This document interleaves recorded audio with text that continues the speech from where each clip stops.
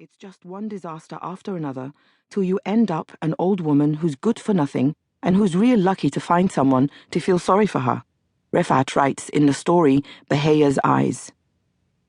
Some may ask why I'm bringing this up now, when the Middle East and North Africa are in turmoil, when people are losing their lives by the thousands, when it can sometimes seem as though the revolutions that began in 2010, incited not by the usual hatred of America and Israel, but by a common demand for freedom and dignity, have lost their way.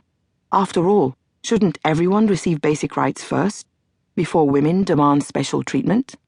Also, what does gender, or for that matter sex, have to do with the Arab Spring? It should have everything to do with the revolution. This is our chance to dismantle an entire political and economic system that treats half of humanity like children at best. If not now, when? Name me an Arab country and I'll recite a litany of abuses against women occurring in that country. Abuses fueled by a toxic mix of culture and religion that few seem willing to disentangle, lest they blaspheme or offend. When more than 90% of women who have ever married in Egypt have had their genitals cut in the name of purity, then surely we must all blaspheme. When Egyptian women are subjected to humiliating virginity tests merely for speaking out, it's no time for silence. When an article in the Egyptian Criminal Code says that if a woman has been beaten by her husband with good intentions, no punitive damages can be obtained, then to hell with political correctness. And what, pray tell, are good intentions? They are legally deemed to include any beating that is not severe or directed at the face. What all this means is that when it comes to the status of women in the Arab world, it's not better than you think, it's much, much worse. Even after these revolutions, women remain covered up and anchored to the home, are denied the simple mobility of getting into their own cars, are forced to get permission from men to travel, and are unable to marry or divorce without a male guardian's blessing.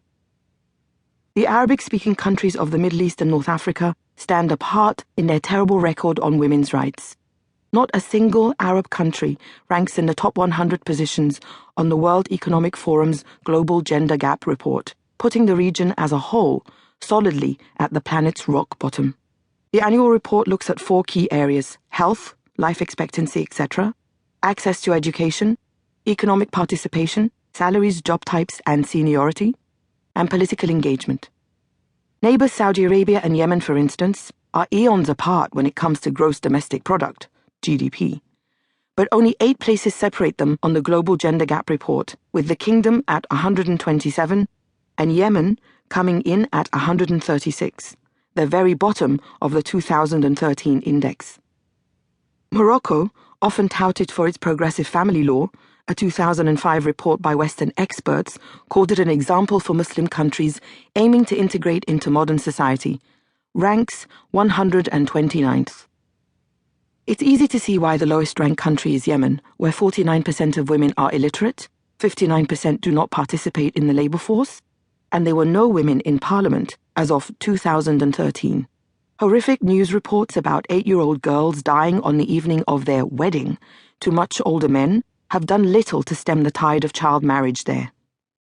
Instead, demonstrations in support of child marriage outstrip those against it, and clerics declare the opponents of state-sanctioned pedophilia are apostates because the Prophet Muhammad, according to them, married his second wife, Aisha, when she was a child. At least Yemeni women can drive.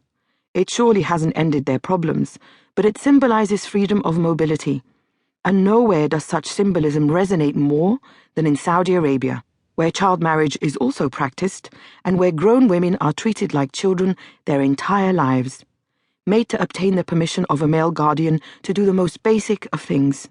Saudi women far outnumber their male counterparts on university campuses, but are reduced to watching far less qualified men control every aspect of their lives. Nothing prepared me for Saudi Arabia. I was born in Egypt, but my family left for London when I was 7 years old. After almost 8 years in the United Kingdom, we moved to Saudi Arabia in 1982. Both my parents, Egyptians who had earned PhDs in medicine in London, had found jobs in Jeddah, teaching medical students and technicians clinical microbiology. The campuses were segregated. My mother taught the women on the female campus, and my